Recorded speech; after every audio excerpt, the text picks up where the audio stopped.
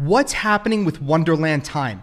We can see that the price volatility is in effect and the drawdown recently has been immense. Now, there's a lot of things that are happening in the ecosystem that we need to talk about and we really need to focus on in order to understand where Wonderland is going, where wMEMO is heading, and everything else that's happening right now. Before I jump into the video, in the description down below, I have a link to the Discord called wThem. And just so you know, we're gonna be doing something really big this upcoming week. And the whole premise of this group is if you're into DeFi, decentralized finance, or you wanna learn how to potentially make even more money from the capital that you have, or even preserve your wealth, this is the community you wanna be a part of. It's very active. There's a lot of incredible individuals in here, and it's free to join. You don't have to pay a single thing.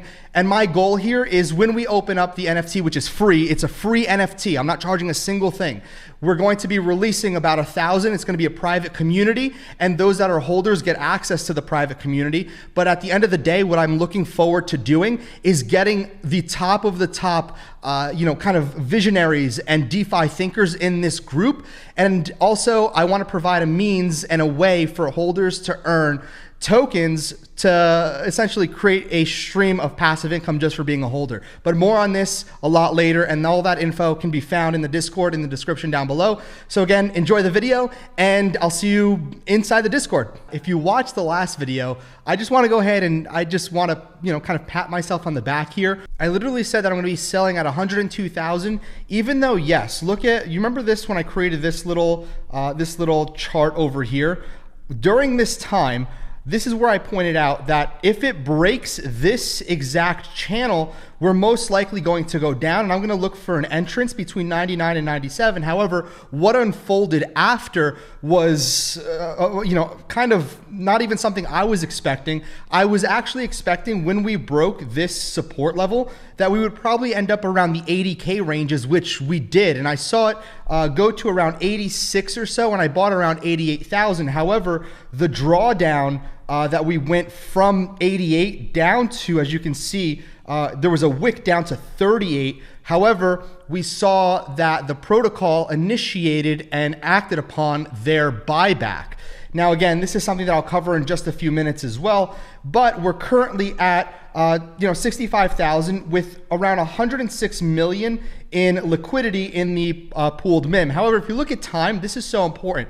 With the buyback, and we saw that it wicked down all the way to $690. But if you look at the pooled MEM liquidity, there's only 11 million in this actual pool, which is very interesting because if you watch the last video, there was more pooled MEM in the Time MEM pool than there was inside of the wMEMO MEM pool. So it just proves that Sesta is delivering on what he said when he said that there's going to be a massive pivot to no more time bonds, and all the liquidity is going to be moved over to wMEMO. And that's why I've been preaching to make sure you're watching wMEMO in comparison to time. Now, if we just take a look at Wonderland, you can also see, and this just happened recently, I think I pulled it up. So Sifu literally said 6 hours ago, we've eliminated dilution at Wonderland Fi, which I'll explain to you what this means is that if you go to Wonderland right now and you can take a look at the bonds, aka minting new time, all the pools are down. You can't mint any more time. So meaning that there's not going to be any more inflation of the time token, which theoretically should mean that the underlying price of time should steadily increase as there's more open market movement of buying and selling of time, more than anything buying of time. That'll really help the underlying price of time increase. However, if people want to stake time, the only way to get time now is via the open market. So here's the other thing that you have to understand is that with this new implementation of, no more bonding for time, like I just mentioned, it's going to help time become deflationary given the fact that it's only available on the open market. And this is, really important to understand. But this is also something you need to know in regards to why time really collapsed. And before I dive into why time really collapsed, somebody on Twitter said something really interesting. So this right over here, somebody said, easy there, big fella. So just for reference, I said making money going up, making money going down when I said, I sold at 102K, etc. So he said, easy there, big fella, BTC traded sideways. Absolutely correct. So the last video that I created, I said, if Bitcoin goes down, then we're going to see the underlying price, just like any other alt, also topple as well. So BTC traded sideways during the time that wMEMO kind of fell to, where we saw it fell. Absolutely correct. Through the liquidation cascade, which is something Sesta mentions over here as well. So what happened here was a lot of people, and the reason this happened was because of the fact of liquidations. So just so you're aware how liquidations work, is individuals will actually go ahead and they'll go to Abracadabra and they'll borrow against their time. So what they'll do is, or they'll borrow against their memo, whatever it is, okay? So they'll actually go into these to these pools. So what individuals do is they'll go ahead and provide their wrapped memo. And if you go and provide your wrapped memo into the Abracadabra borrow section, so essentially derivatives, futures, whatever you want to call it, you have a certain amount of wrapped memo that you can go ahead and put in here. And so what people do is, if you go ahead and take a look, you'll actually get MIM. So you'll get Magic Internet Money, but you have to provide your wrapped memo. So if I want 50% in MIM, I can provide my wrapped memo and 0.092, and you can see that there's 3,000 MIM that I'll be getting back. However, if the price of MIM reaches 43,579, I lose my MIM, but I'll still have my Magic Internet Money. So here's the thing, is that I'm saying, hey, Abracadabra, I will give you this memo. I don't think it's going to go ahead and go down. Rather, I don't think it'll reach this price. However, what I do know is that I can use my Magic Internet Money to go do something else. For example, if I go to Yearn Finance, what you're able to do is, if I go to the vaults, if I'm on Phantom, you see the MIM right over here. This isn't valid anymore because I withdrew, but I can place the MIM that I borrow into here and get APY. So again, given all, what happened here was individuals that were doing this kept losing their wrap memo. They got liquidated. So essentially this price, the liquidation price, kept going, kept hitting for certain investors. And here's the thing, when it hits, it goes lower. So the underlying price of wrap memo goes lower, given the fact that it just got liquidated. And so, it just creates a cascading effect. Think about a domino effect. If 43,579 hits, because I got liquidated, it might go to, let's just theoretically say 42,000. And if somebody has a liquidation price at 42,000, they get liquidated. And if somebody else has a 41,000, and because the 42,000 people got liquidated, it goes to 41,000, the 41,000 get liquidated, and so on and so on and so on. And so that's essentially what happened, and why the price, it just absolutely toppled. So BTC played no role in wrap memo capitulation. Again, correct. Never said that it did in my tweet. Never ever said that because of Bitcoin going down, which again, it traded sideways. I know that. Also, unless you shorted, you preserve your capital. You did not profit on the way down. This is correct. I didn't theoretically profit or technically profit on the way down. However, I preserved my capital, but I did it in a way where I did make money on the way down. Because remember what I did in the last video. I put my Phantom inside of Yearn. So if you go ahead and take a look at FTM, right?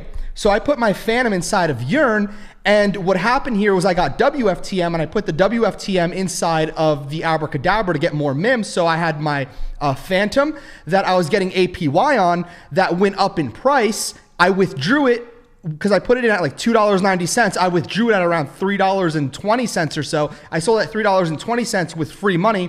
And I also got APY on my MIM. So yes, as it was going down, I didn't inherently make money on the price going down, but as it was going down, my assets that I preserved did go ahead and make more money. So I technically profited on the way down, even though I didn't directly go ahead and short it, if you will. So this is, this is something that I quickly wanted to touch on. So technically yes, but again, my argument here isn't the fact that I shorted it. It was the fact that I made money even when it was going down. So next, what I want to talk about is what happened with the buyback, essentially. So we see that Sifu literally said that because Wonderland hit a certain, hit a backing price. So in this case, now it's wrap memo. If the price hits 57,183, the protocol automatically goes and buys with the Treasury allocation. It buys wrapped memo, and burns it, so then the price, so the backing price, it doesn't fall below that backing price essentially. So it removes wMEMO out of circulation, so the price never falls below a certain price known as the backing price. So that was, that's really, really good, because it helps preserve the price of wMEMO, which is the most important when it comes to the underlying price of Wonderland, of time, of wMEMO at this point, okay? So the other thing is that Wonderland recently made an investment, and they're diving into the Metaverse. So this is interesting. So Wonderland enters the Metaverse. So they basically say that they're going to be investing 400,000 US dollars into Cross the Ages, which is essentially a game. And what they're going to do is Wonderland's initial goal for its early stages seed investment is going to gain exposure into each high growth sector found in crypto, which is, again, DeFi, obviously, the NFT markets, play to earn gaming, privacy, which is huge, and infrastructure. Again, what I really am interested in is what they're going to be doing in the NFT and play to earn space, because as we know, there's a ton of hype and there's a ton of eyeballs around the play to earn and NFT space. However, I'm taking my stance that I've been taking on Twitter. If you're not following me on Twitter, make sure you follow me there. But I'm taking the same stance where the crypto gaming play to earn is, even though we can have an argument of this, that everything in crypto right now is a fad. There's fads that will go ahead and be longer lasting, but everything is a fad until there's something that's really, really stable and long term.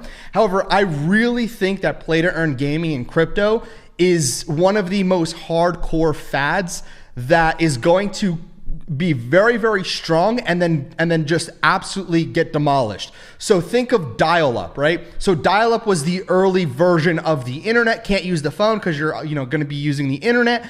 And I see play to earn as being the dial-up. Why? Is because we have to see what happened with other NFT gaming companies that got so much backlash. So if you don't know the story with Ubisoft put out an NFT into their game, and the entire community revolted against the fact that Ubisoft put in this NFT aspect into their games. And you could just see the general consensus of gamers do not like the idea of NFT in their games. So again, unless there's some massive adoption that switches in all the gamers' heads with the general consensus of being, yeah, NFTs are amazing, I don't necessarily see this sticking.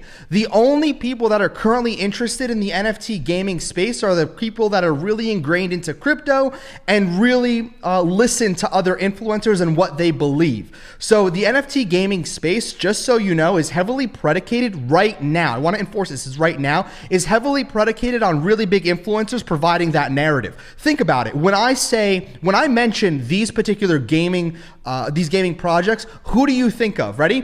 I'm going to say Monkey Ball. I'm going to go ahead and talk about D-Race, Vulcan Forge, right? So a lot of you already know those particular projects are associated with certain influencers and certain names.